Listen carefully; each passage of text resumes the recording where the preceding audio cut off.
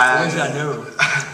And the injury, I believe, was real. It was not. Yeah, I still got the scar. Yeah, that was filmed on my 36th birthday in a little village not far from Manila. And I had been drinking all day in celebration. By the time we got to the evening, Francis and I had been trying to create a scenario for the opening of the scene. We had to establish we were dealing with a very, very dangerous character. A guy who was trained to kill people up close and personal, if you will, and with his hands, you know. A special trained security kind of guy. And that was not my character at all, but there was some measure of that guy in my gut somewhere. I don't make any bones about it. At the time, I'm an alcoholic. I got sober in 1989, so I don't have to deal with the problem anymore, but I deal with the recovery, which is all part of the process. And I was drinking very heavily during that. But I was also very fragmented because I was one person in one group and another with another group. I was husband here and father there and brother here and actor here and so forth. And so I was so fragmented, I didn't have a clue who I was, you know. Very often I was the guy, I was reflecting the last guy I talked to, you know. And when we started this sequence, we were trying to create a desperate situation that this guy worked from. And I said, let's film this. I was so hopelessly drunk I couldn't stand up. But I had a sense that I could deal with this demon. I had dealt with him before, but never on film. And I'd never really exposed it to anyone. And so I thought, this is worthy of the exploration. And so I went into that sequence, and I just went very deep into my own personal pain and alcoholism and self-loathing and all of the things that make up a human being, which I, you know, hadn't been able to put together. You know, our brokenness, our vulnerability. I'd never been able to come to grips with that before. And I was still dealing with it then. And so we started filming, and I'd been trained by a guy who was a Vietnam veteran in some of the martial arts, and he taught me to work in front of a mirror because there was nothing faster than your own image. And so I didn't realize how close I was to the mirror, but all I was doing was just, you know, some kind of karate shot, and I hit the mirror, and then something happened. Francis tried to stop it. There were two cameras going.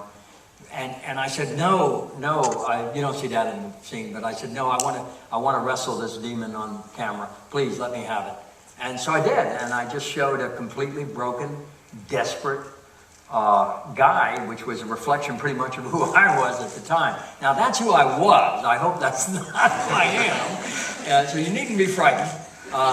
Number one, I don't drink anymore, so I don't have that to worry about. But that was a revelation. After we filmed that sequence, I had to come back in the next morning and do the follow-up the next day when they come in to take him out for the job. And so I still looked like that. You know, I was drenched in my own blood. What a mess.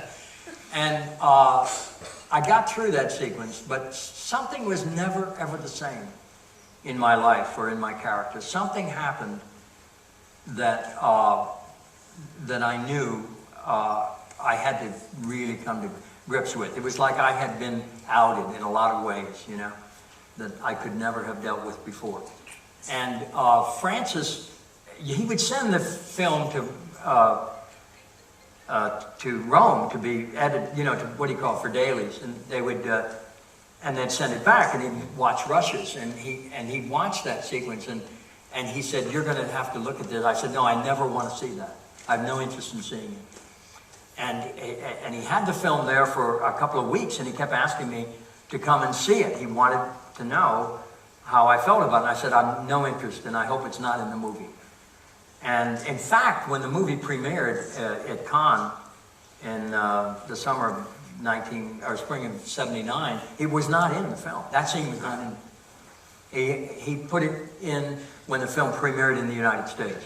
And I couldn't go and watch it. I saw it on my own in New York months after the film opened.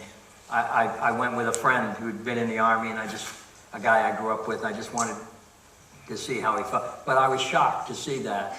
And I was already, it had been a little over 2 years since that time. And so I was beginning to come to grips with it in a lot of different ways. But it wasn't until 1981 that I was able to crack through something really important. And it started in Paris. I was doing a film there, and I ran into Terry Malick on the street one night in Paris, and he was living in the left bank, and I was staying at a hotel nearby, and we renewed our acquaintance. And he became, for lack of another term, kind of a spiritual director for me. I was going through a very critical period of change. And he began to give me literature, and we began to talk a lot about the meaning of life and the meaning of art and so forth. And the last book he gave me was The Brothers Karamazov, the Dostoevsky book. And I couldn't stop reading it. And I can't even really tell you why. The mystery of that novel, that work changed my life. Because as soon as I put it down, the next day was May 1, 1981. It was a holiday in Europe, Labor Day.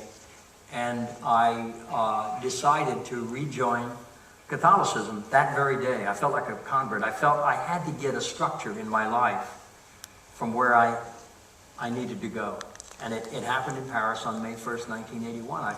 I went to this little English-speaking church. It's the only one in all of France, on the Rue,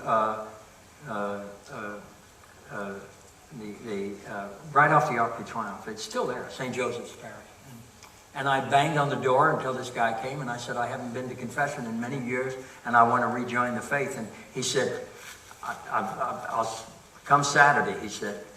Come. He said, he was an Irish priest, and he said, come at noon. He said, I have a wedding at 1 o'clock, so don't be late. And I came back, and it was the happiest day of my life, because I surrendered to my own humanity, and I found a way to begin to live an honest life.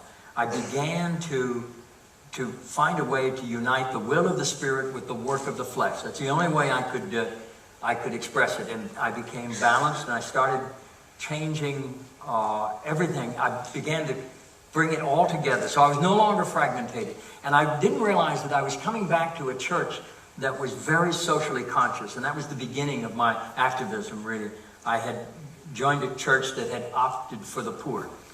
And I began to become very involved in social justice and peace and nonviolent protest. And it was a life-changing experience. And that was 36 years ago. And I'm happy to say I've had the happiest life imaginable. I can't imagine being happier and being more pleased with life in general. I give thanks and praise every day. And it all started with that. When I saw that, I realized what a lunatic I was. And I had better start healing. And so it started with that.